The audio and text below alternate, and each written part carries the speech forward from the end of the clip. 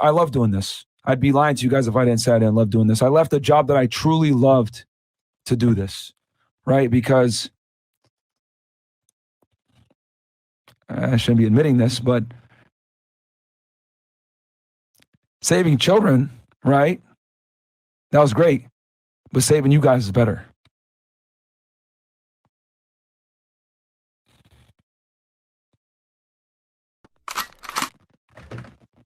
All right, guys, I wanted to give my couple of thoughts regarding the Fresh and Fit situation, them getting deplatformed. Well, not really. Them getting demonetized, but in my eyes, that is damn near the same thing as getting deplatformed, right?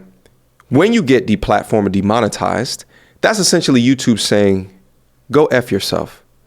The value of the content that you provide on this platform, or the money that we can make from you from the ad revenue, the advertising dollars, does not outvalue the potential risks that you pose to our platform. Okay.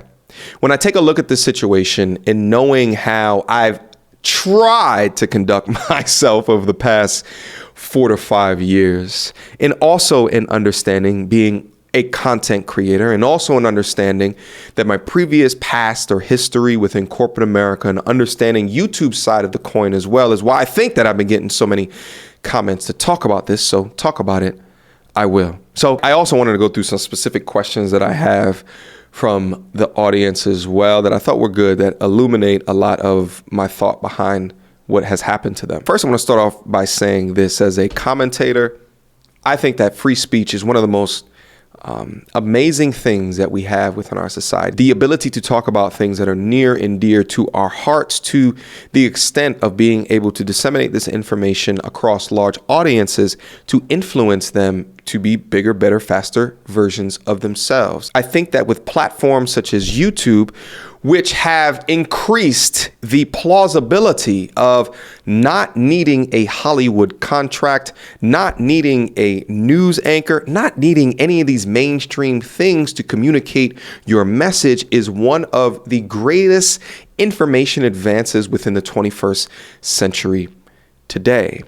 Fresh and Fit, if they grew up on a Rumble or a Kick, anything besides YouTube, they would not be fresh and fit today. I repeat, they would not be fresh and fit today. But it's specific to YouTube being the #2 search engine in the world, only second to its parent company, which is Google. The impact of that happening, of a young man going out on a date, it not going well. Let's say that she ghosted the young man, and then him going up to Google and typing in, why did she ghost me? And he sees one of our fabulous faces in the YouTube search detailing to him why she more than likely ghosted him, and being directed within the male content space has continued to proliferate this entire space. And the importance of that, as we see all these articles titled something to the degree of the fallen man of society today, the lonely man of society today. Feminist dogma and feminist media has done a number on both men and women, but men to the extent of men not feeling comfortable anymore to talk about the issues that matter to them in a really truthful manner. And I think that's where you get happy life, happy wife. Because a man in modern times today has to err on the side of his masculinity, of being direct, curt, and upfront with a woman, versus keeping his goddamn mouth shut. The crazy shit is that when you keep your goddamn mouth shut, that will more than likely get you the buns more than being direct, curt, and upfront. All right? If you take the Fresh and Fit or the Kevin Samuels approach on a dinner date, it's the quickest way to get labeled a chauvinist pig or a misogynist. I had a conversation with a young woman not too long ago, and she asked me, what are the things that you find attractive about a woman? And one of the first things that I mentioned was from a visual component. She then responded to me, does that mean that you're shallow?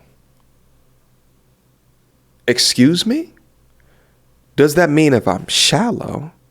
Her next statement after that was, well, I've heard that men are much more visual creatures. So you know that men are visual creatures, but you still shame men for being shallow. How about it's that our biological needs, our necessities within us as men is not demonstrated on mainstream media today. And instead, what's demonstrated is the lovey-dovey, emotional, irrational shit that y'all run and conduct your lives by. So men are in a constant state of shame because there are not platforms that talk about men and talk to men through women, through their irrational shit that we all know true. Even women know how irrational women are. So bringing women up on platforms to have logical conversations with them, to dissect who they are as people, where do they come from, and why do you believe the cockamamie bullshit that you believe through your unrealistic, delusional standards and expectations, and to have a logic-based discussion where the man is facilitating, received a lot of ire. Here's the thing, though. When I take a look at Fresh and Fit's platform, and you take a look at the content that is existing today, and they have things such as Money Mondays, which will get tens of thousands of views. And then you look at their late night content, which will get hundreds of thousands to, if not millions of views. And a lot of their older content resulted in a lot of consternation between the sexes, specific to the kickouts, in combination with the unprofessional moves that Fresh and Fit have taken in the past when it comes to content, directly coming at content creators with false copyright strikes, which is a sin in content creation land, to deliver channels 10 to 15 copyright strikes because they utilize your content, even though the content was in fair use, is probably one of the first things that put them on YouTube's radar. To then go back and to have controversy after controversy with getting into beefs with different content creators, going on different streaming platforms, wearing KKK hoods and doing high Hitler type signs, is the kind of content that YouTube in their business minds begin to say, is the juice worth the financial squeeze? Hold on, real quick. Pause right. This nigga right here is funny. He's funny, this nigga. I don't condone this N-word. Shut up, you Albanian fat. Keep running the clip, you chink. No, keep running the clip. Who's that weird nigga that can't speak? Who's that? He black as hell. Bate, man. Yeah, let's keep going. I fucking preach. I wear lip windows for fun. Holy shit, who's this gay nigga? As a content creator myself that speaks to a male audience, one thing that I've tried extremely hard within my time up here is to try to keep a professional tone in our communication style with you guys in lieu of incredible amounts of shock value. And I try to do it from an authentic component of my soul because I want to help as much as possible. And I'm not saying that Fresh and Fit don't want to help as much as possible. And I think it's clear that when you look at Myron beginning to cry. I love doing this. I'd be lying to you guys if I didn't say I didn't love doing this. I left a job that I truly loved to do this, right? Because I shouldn't be admitting this, but saving children, right? That was great, but saving you guys is better.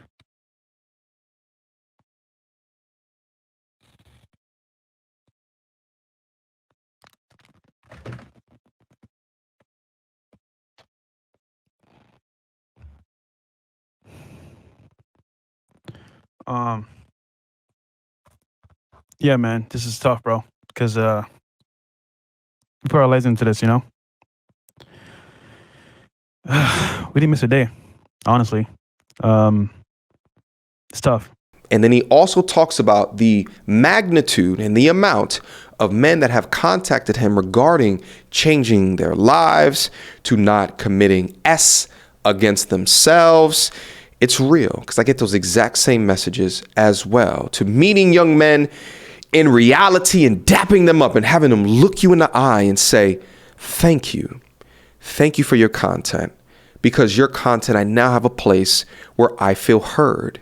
No longer do I have to go into these discussion nights or these game nights that are run by these ultra radical feminists that at the point that you speak about the value of men, they feel as though it is an attack on women.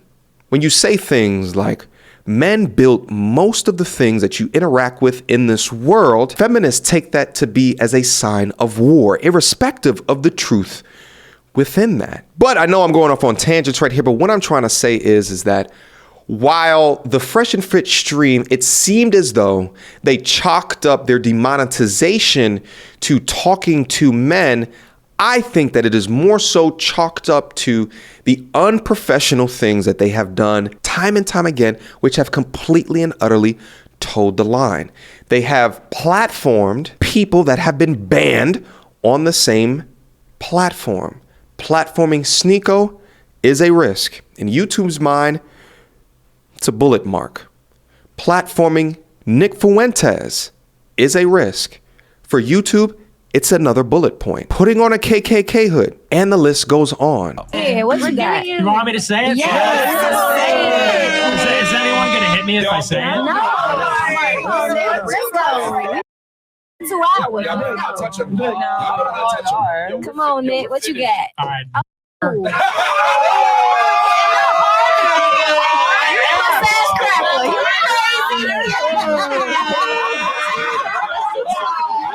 I do not agree whatsoever with deplatforming or taking away someone's bag when there's freedom of speech. But as content creators, we have to understand that there is no freedom of speech up here or across any of these platforms where you have business people in ivory towers making decisions with advertising dollars in mind. I was sent this fantastic gem from a viewer from everyone's favorite accountability skipping modern woman, which I think summarizes what I'm trying to get at fantastically. It's not a word, but let's keep going. Fresh and Fit just got demonetized on YouTube. They're really coming from pro-masculine channels. They don't want to see men succeed. We need to go follow and support them. Wish they had a place people could send them donations. Just in typical modern woman fashion, she completely ignores all of the controversies and simply amounts it up to just being a pro-masculine channel. There's no talk here regarding the multitude of community guideline strikes that they've received over the time that they've been content creators. There's no talk here regarding all of the bullet points that I talked about before. There's no talk here about putting on lock wigs and hooting like a damn ape as you're scratching yourself. What are you doing? What the fuck are you I heard that some of y'all were raising the salute, so I decided to come back. Let's go. Poor Sneeko. Pearl rolls out. Oh, come on. No! We're down. No, Let's go. Come on. No. Let's go. We're down Let's for do whatever. Let's do it. But of course, she would see nothing wrong with that and just bucket this as just YouTube going for pro-masculine channels. I wanted to end this video off with answering some questions that I got from the MT Army. How will the manosphere react to Fresh and Fit being canceled? I think that the friends of Fresh and Fit will say that YouTube is coming for channels that speak to men or pro-masculine channels. I think the people that were neutral on Fresh and Fit were going to say, I'm surprised that it didn't happen earlier. And I think that the people that did not like Fresh and Fit are going to say, I told you so. Will YouTube be coming for other live stream platforms such as the Whatever channel?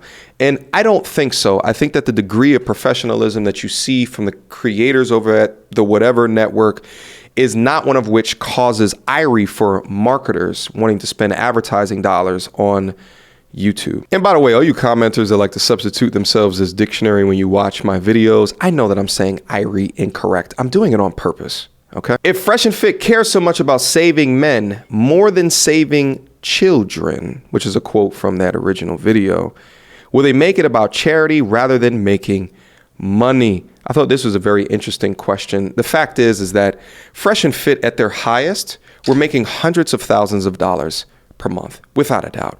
I would guess 200 to 300, when they were doing like 30, 40 million views per month, probably like $200,000, $300,000 a month plus just in super chats and ad revenue. okay, outside of all of the other entities that Fresh and Fit exists. So them getting deplatformed from everything is a significant hit to the bottom line. But them going to platforms such as Rumble, guys, you got to understand this. Rumble is like YouTube back in like 2013, maybe even younger than that. Rumble is not anywhere to the degree of technological sophistications. It doesn't have the features. It doesn't have the ability. Think of it like this. YouTube has some of the world's best developers working for them, working for the better part of a decade and a half to create an application which has become #2 search engine in the world, one of which second by second, you can't even fathom the amount of bits or bytes that are being uploaded to the platform. At the same time, the amount that are being downloaded to the platform from all of these different devices, from cell phones to tablets to computers in all of these different languages, all across the world, from having things such as an app dedicated where I can upload videos from. Rumble doesn't have access to all things like that. See, I think from a viewer's perspective, you just say, can I just watch the video? But from a content creator's perspective, and as well as having the user design that is repeatable, that is usable, that makes users want to come back, that makes Rumble a household name, they are far away from being able to establish them. And not to mention the millions upon millions of dollars worth of servers that are dispersed all over the world to make it work. Does Rumble have the capability to do all that? Does Rumble have the namesake where new users are going to be able to come onto the platform and stay on the platform to continue to consume their content? Shit. On YouTube, half the YouTubers complain about being shadow banned when really people just don't want to watch their shit no more. So imagine what it's like on a platform that doesn't have the notoriety as what a YouTube does, or the findability or the algorithm is what a YouTube does. They're going to take a significant hit. And what Fresh and Fit actually mentioned is they have 20 plus people that they employ. So I think at a certain point, it gets out of charity and it has to become a business, because you have people that are looking for a paycheck from you. And when that paycheck significantly decreases, well, then you have to fire people. So in order to continue the Fresh and Fit wave as it currently exists, either they're going to go down in uploads, down in post, or down in quality, or maybe they have silent investors, or maybe they can get a streaming deal on another platform such as Rumble, such as Kick, which provides them that money insertion to fund the current operation. But yeah, with that in mind, there's just no way that they can make it more about charity more than making it for money. Why is it such a big deal moving to Rumble when they can get super chats? Again, I mentioned all of that before, that the Rumble platform cannot hold a candle to YouTube when it comes to the features or the capabilities that we have access to as creators, as well as the features and the capabilities that you have access to as a viewer and a watcher. They have some time, but I think it remains to be seen how quickly that they can get up to speed, but it's going to take years. Questions, comments, concerns? Y'all already know what to do. Mediocre tutorials and reviews at gmail.com. Listen, at the end of the day, I do not like this silencing of speech. And I also wish luck to the Fresh and Fit boys. I think that they're going to be fine. Even no matter what platform that they end up on or the revenue that they're able to generate, they're still going to be in the top 0.5% of earners today. And I'm never happy when people lose their ability to make money or get the bag. I do think that Fresh and Fit owe a large component of their demise to themselves. Until next time, YouTube. Peace! You don't wanna see me get vexed. Bars on your phone, tell them man you can't jack. The big guy, the ones who can't stretch. Breaking the neck when we in the car next. You don't wanna see me get vexed. Bars on your phone, tell them man you can't jack. The big guy, the ones who can't stretch. Breaking the neck when we in the car next. That bars need defibrillation ASAP. Get boxed with a straight gap. I'm reminded of mind state they lack. Every time that they climb, we go way back. All they wanna be is just